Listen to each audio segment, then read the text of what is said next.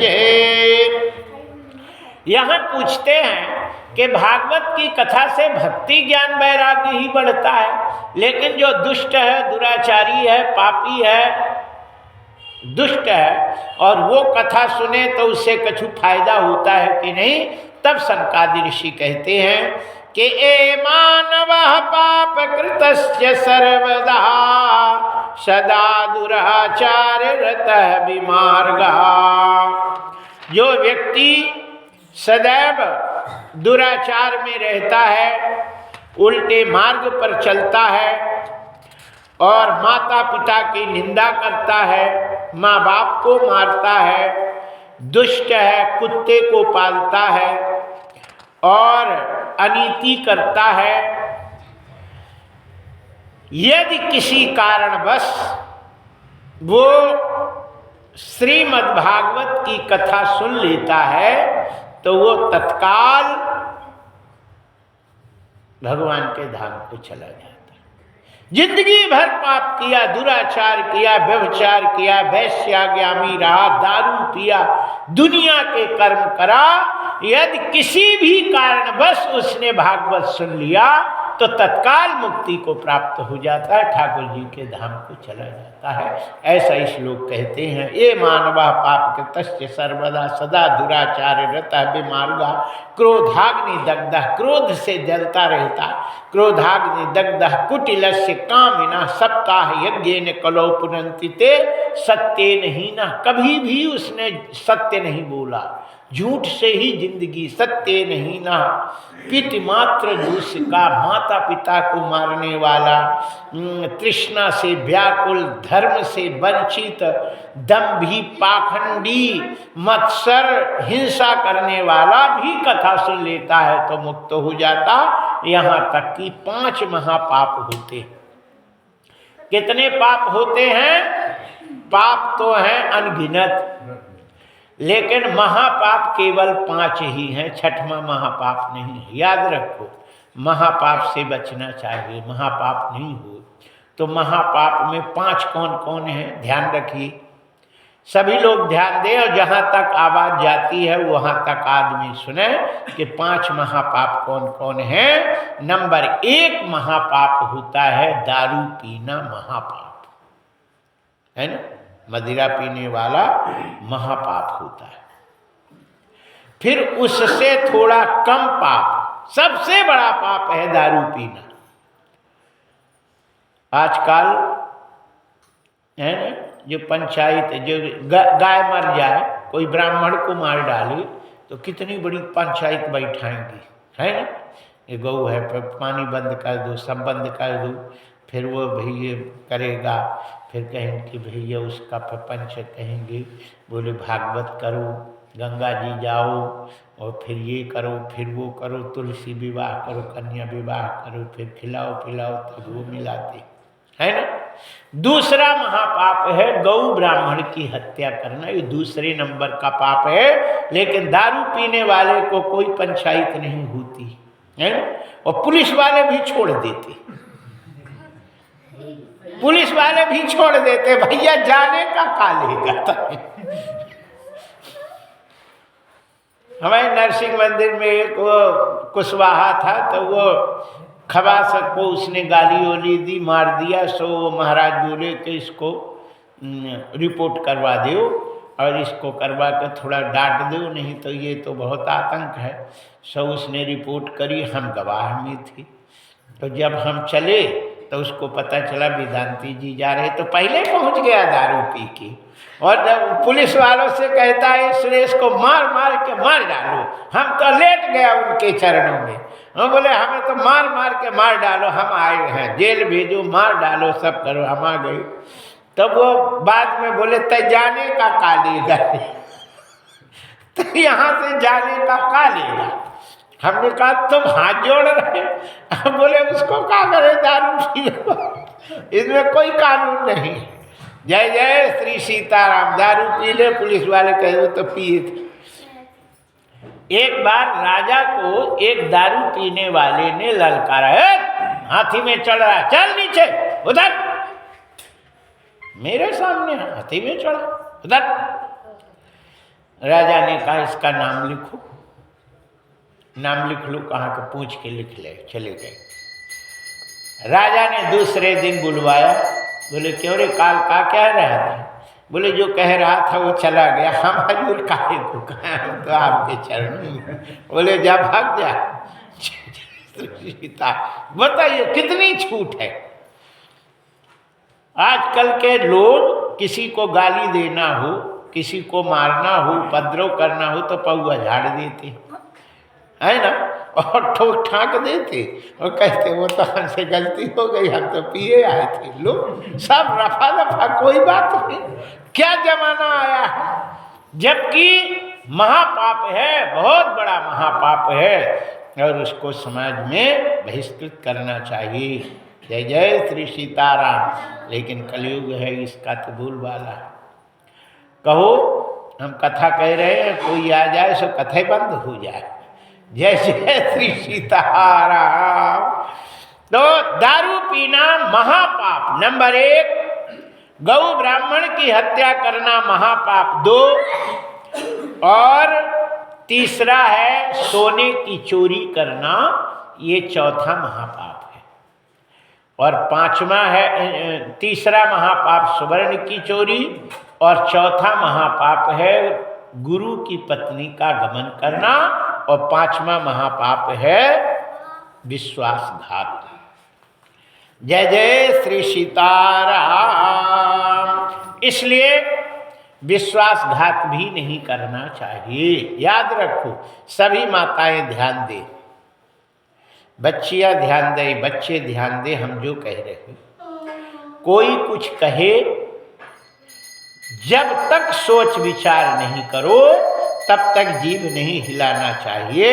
हो महाराज, है ना, हम ये कर देंगे, ठीक।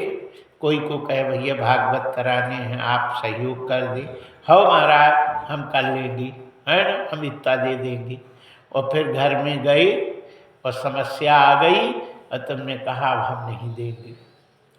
हमने यही करमई में यज्ञ कराए थे, तो एक पटसेमरा है बगल में, वहाँ गई, हमने कथा करी 1 घंटा, सबको बुलाई। हमने कहा भैया यज्ञ करा रहे सुन।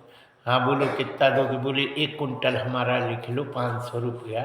सो रसीद कट गई। 1 कुंटल हमारा भी, 1 कुंटल हमारा भी, 1 कुंटल हमारा भी, 1 कुंटल, 50 किलो हमारा, 250 रुपया। ऐसे कर कर के हमने कहा यार यज्ञ तो यहीं हो गया, अब क्या करोगे? बहुत दिए, ये बोले देवता हैं। हो गया, अब चले आए। फिर रसीद कट्टा दे के भेजे लोगों को कि जाओ टाली लग जाओ। सो उनने पूरे में 10 किलो गेहूं नहीं दे पाए थे और अब साले भाग गए।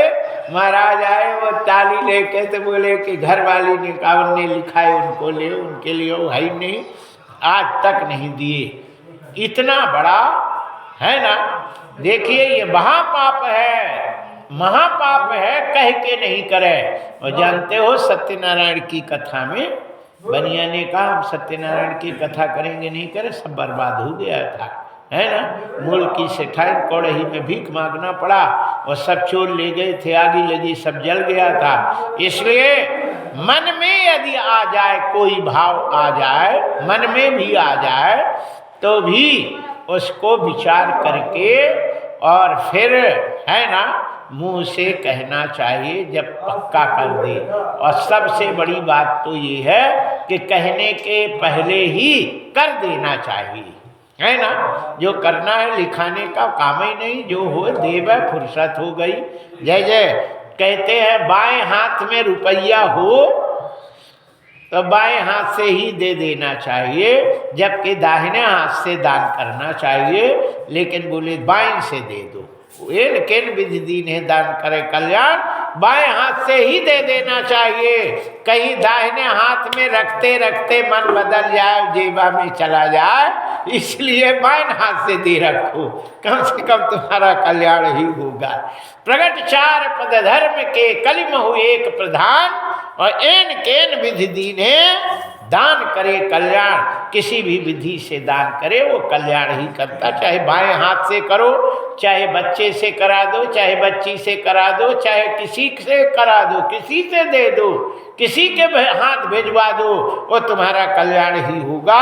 इसका मतलब नहीं है कि तुम अपने हाथ ही से दो, किसी को दे दो कि भैया जाओ हमारा चढ़ा दो, उसका फल तुम्हें मिल ही जाएगा, इसमें कोई दो राय नहीं है ना। एन केन विधि दीने दान करे कल्याण, बोलिए बाके बिहारी लाल की जय, श्री कृष्ण भगवान की जय। आइए 9:50 हुए हैं और आप लोग जल्दी कथा के लिए आए, ठीक है ना। कम से कम 3 घंटा कथा तो होनी ही चाहिए, और वो भी हम भजन वजन तो कमे गाए, कथा ही चल रही है। बोलिए बाके बिहारी लाल की जय। यहाँ तब वो पूछते हैं कि ऐसा कोई हुआ है कि जो महापापी रहा हो, 5 महापाप किया हो और कथा से तर गया हो, कोई है ऐसा? तब सनकादिक ऋषि कहते हैं कि तुंगभद्रा नदी, तुंगभद्र तटे पूर्व म भूत्वा मनुत्तमं यत्र वर्ण सुधर्मेण सत्य सत्कर्म तत्परः आत्मदेव पुरे तस्मिन् सर्ववेद विशारदः श्रोतस्मर्ति सुनिष्णातो दतियो इव भास्करः। यहाँ कहते हैं कि एक पंडित जी थे तुंगभद्रा नदी के किनारे, और वो रहते थे, और द्वितीयो इव भास्करा, दूसरे सूर्य के समान थे, इतने तेज थे, और पंडिताई का काम करते थे। और पंडित का काम करके और पैसा दक्षिणा मिले तो जोर जोर के धरती थे, हैं, और खर्चा नहीं करें। और खर्चा के लिए यदि पैसा की जरूरत पड़े और पंडितानी कहे कि ले जाओ रुपया, ले आओ, रजैया फट गई, ठंडा गई, अब बच्चे अब का ओढ़ेंगे? पंडित जी कहते जजमान तो जिंदाबाद, आपका पैसा क्या है, रजैया भरे आएगा। अच्छा, पंडित जी होशियार बहुत थे, सो जैसे घूमने, भ्रमण पूज्यते राजा भ्रमण पूज्यते द्विजा, भ्रमण पूज्यते योगी भ्रमण स्त्री विनश्यति। ब्राह्मण घूमता रहे तो पूजित होता है।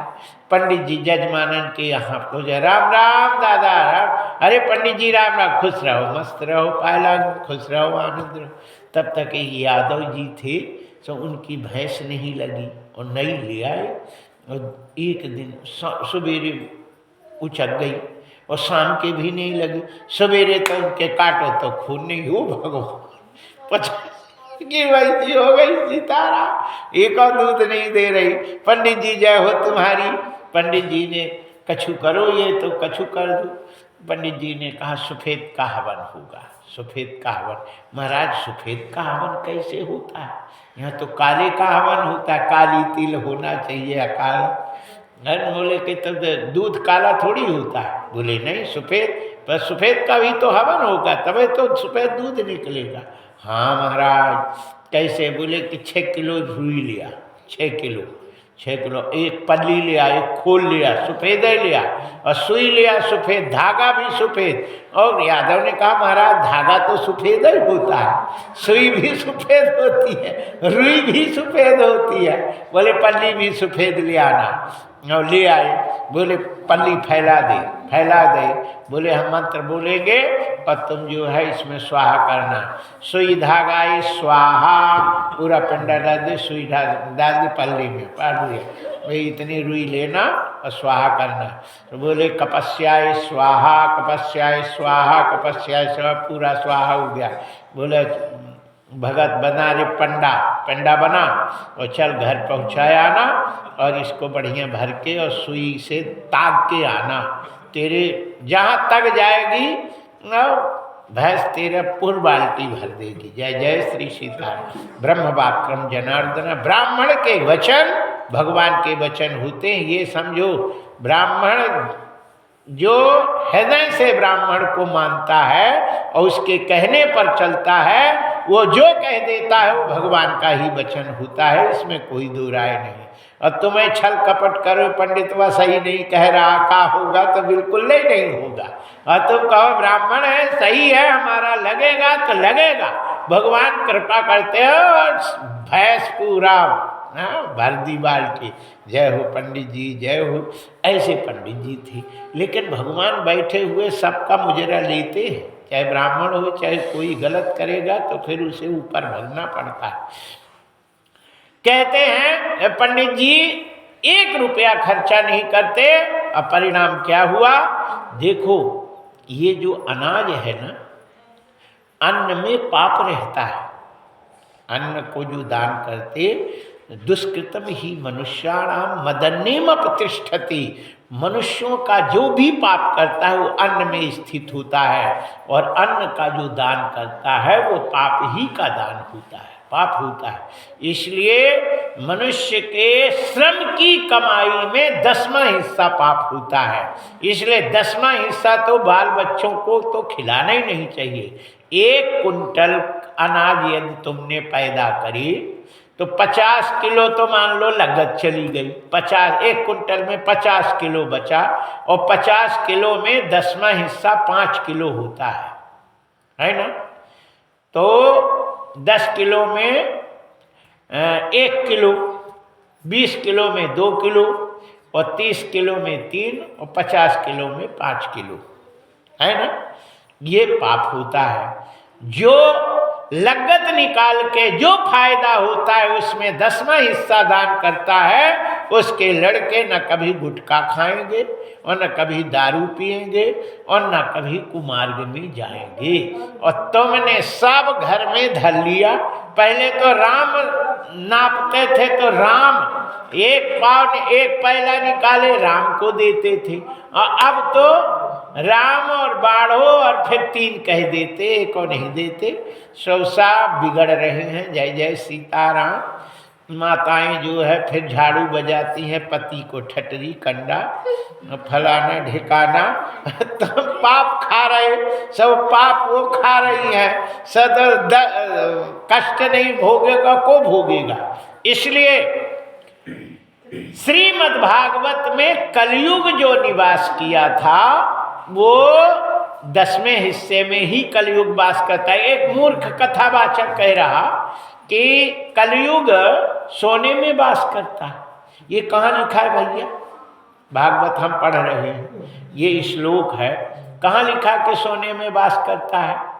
अर्थ पढ़ पढ़ के और दुनिया की कथा करके, और तुम अर्थ पढ़ते कि श्लोक पढ़ते? कलयुग को भगवान राजा परीक्षित ने चार भाग दिया, 4 में दिया। नंबर 1 दारू में, जहाँ दारू पिया वहाँ तुम रहना, जहाँ वैश्यावृत्ति करते हैं वहाँ रहना, और जहाँ जुआ खेलते हैं वहाँ रहना, और जहाँ मारधड़ होती है और मांस खाते हैं वहाँ 4 जगह में दिए रहने को। लेकिन फिर भी वो मांगता, पुनः याचमानाय, पुनः याचना किया। जात रूपम मदम प्रभु ततो नृतम मदम कामम रजो वैरम च पंचमा। इसमें का सोना कहाँ है? ततो नृतम मदम कामम रजो वैरम च पंचमा। रजो में मतलब सोना होता है? नहीं, रजो का मतलब है पूरी जर जोरू और जमीन। ये जो है जर है रज, रजो का मतलब है पूरी संपत्ति में 10वें हिस्से में कलयुग निवास करता है। अब उसमें 10 ग्राम यदि सोना तुम्हारे पास है तो 1 ग्राम सोने में भी कलयुग वास करता है। 100 ग्राम यदि तुम्हारे चांदी है, 10 ग्राम चांदी है या 100 ग्राम चांदी है, तो 10वें हिस्से में 1 ग्राम में 10 ग्राम में उसके जो भी 10वां हिस्सा बैठता। 100 कुंटल मतलब 1 किलो अनाज है अथवा 10 किलो अनाज है तो 1 किलो में कलयुग वास करता है। जो भी संपत्ति है उसमें 10वें में कलयुग निवास करता है, और जो 10वां हिस्सा निकाल देता है अपने खाने पीने से अलग करता है, उसके घर में कलयुग का कभी प्रभाव हो नहीं सकता। याद रखो, ये छोटे छोटे लड़के गुटखा खाते हैं। हम जब छोटे थे तो हमारी दादी कहती थी जब हम नहीं पावें सो बोले ले ले बेटा थोड़ा गुट्ट कर ले थोड़ा खाने को गुट्ट कहते, गुट्ट कर ली, गुट्ट कर ली, खा ली। तो वो गुट्ट का खाने के बाद जो टट्टी बनती है उसी का गुटका तैयार किया गया। उधर के मुसलमान था, उसने कहा यार इतने रसगुल्ला खाती और इतना जो है पंगत भंडारा होता और ये लैट्रिन बेकार चली जाती, इसका कछु तो करो। सो उनने कहा कि पैसा लगेंगे हम कर देंगे। बोले कि ठीक है। तो उनने सुखाने की बढ़िया मशीन लगाई और पूरे लैट्रिन को उसने डाल के और तैयार करके और कड़ा कड़ा उसमें डाल के उस साले गुटखा बना दिए और तैयार करके। सरकार ने कहा कि यार क्या कर रहा है तुम? बोले गुटखा, यही तो हम बनाए, लैट्रिन का है, नहीं खाओ। उसमें लिखा दिया खतरनाक है, इसको नहीं पाना चाहिए, इसमें कैंसर हो जाएगा, ये खाने लायक नहीं चीज़ है, सब चीज़ें। लेकिन लोग उसको पढ़ के और उसी को खाते हैं, और नहीं लिखा हो तो खाते नहीं, कहते हैं यार इसमें वो नहीं लिखा है, ये नहीं है, वही ले आओ जो नहीं खाना चाहिए वही खाएंगे उसमें। अच्छा, इल्ली मारने वाली दवाई जब बनी तो उसमें लिख दिया गया भैया बच्चों से दूर रहो, खाओ नहीं, खतरनाक है, डेंजर है, ऐसे बना के दे देते और फिर भी खा लो। तो उसमें किसका दोष है? बनाने वाले का दोष थोड़ी है, नहीं है। तो बताइए क्या यार संसार में हो गया, धर्म करते नहीं और वही लैट्रिन का गुटखा लोग खा खा के और घर में थूकते हैं बाहर ऐसे पुच पुच। बताओ भिष्ट कितनी बदबू आती और फिर भी खा रहे, और उसमें है ना, और कैंसर हो रहा, कितने मर रहे, कितने रुपया लग रहा है और सब मर रहे, लेकिन फिर भी गलत काम कर रहे हैं क्योंकि दान नहीं करते हैं। जो 10वां हिस्सा निकाल के और दान करे तो उसको ये सब कुछ नहीं करना पड़ता, वो शुद्ध होता है। कहते हैं कि धुंधकार पंडित जी ने दान नहीं किया, 1 रुपया दान नहीं किया, जिसके कारण उनका लड़का धुंधकारी हुआ और पूरे पैसे वैश्या में, दारू में और कुत्ता को पाल के और जंगल में जाकर मांस बनाए और जानवर मार के ले आए। पंडित जी ने कहा हो दादा ये ऐसा लड़का हो गया, आप क्या करें, पूरी संपत्ति सब बर्बाद कर दी। अब पंडित जी कहते हैं कि उन्होंने एक फल दिया था, सब वो गाय को दे दिए, गोकर्ण हुआ था, और गोकर्ण ने पंडित थे, उन्होंने समझाया संसार में कोई नहीं, बाबा बन गए। और उनकी माँ थी धुंधली, वो भी फांसी लगा के मर जाती है, वो नीचे कुआं में कूद के मर गई। और धुंधकारी को वैश्याओं ने जलता हुआ लुआठा ठोक करके उसको मार डाला और वो प्रेत बनता है। और प्रेत बनने के बाद श्रीमद् भागवत की कथा से उसकी मुक्ति हुई। इसलिए हम आप लोगों को ओरिजिनल बात बता रहे, सही।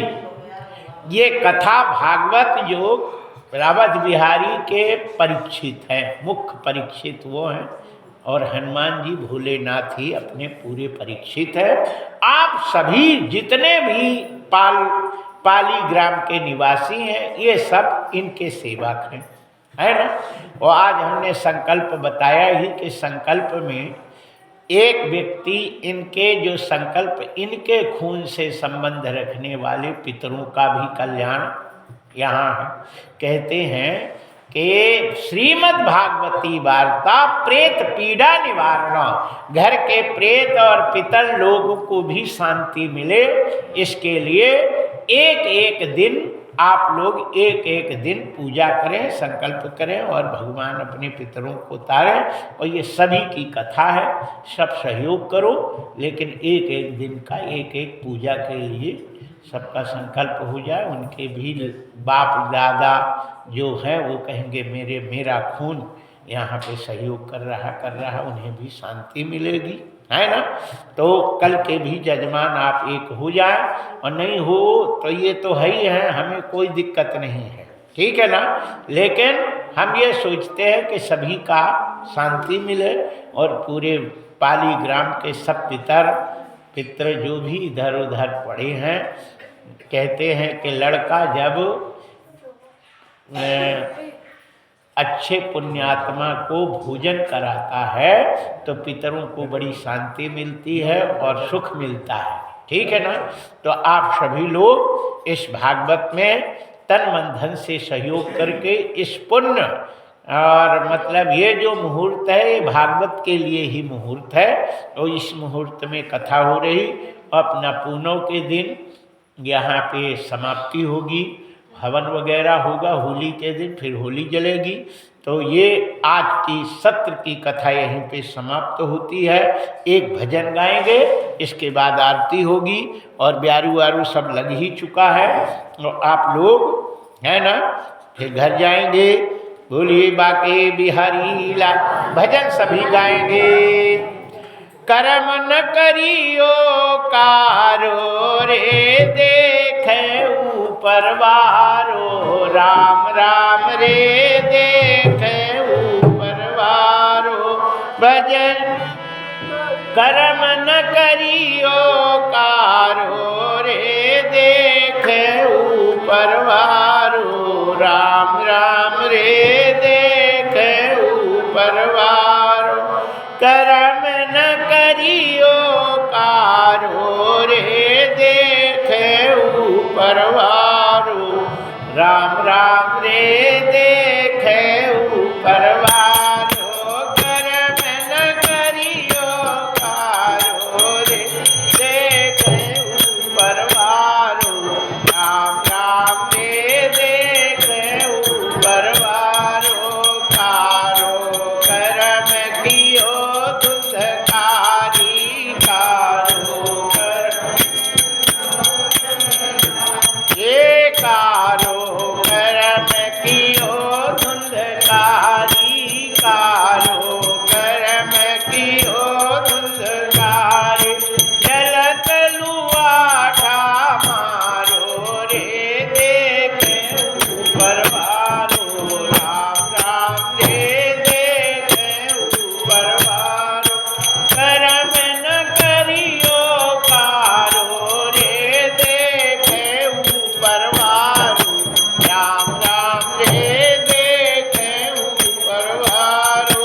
कारो कर्म कियो बाली ने, कारो कर्म कियो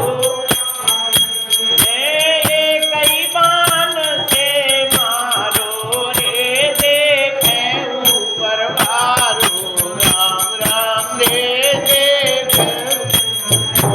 जो कर्म न करियो कारो रे देखे ऊपर वारो, राम राम रे देखे। ओ कारो कर्म कियो ब्रह्मा ने, कारो कर्म कियो ब्रह्मा ने।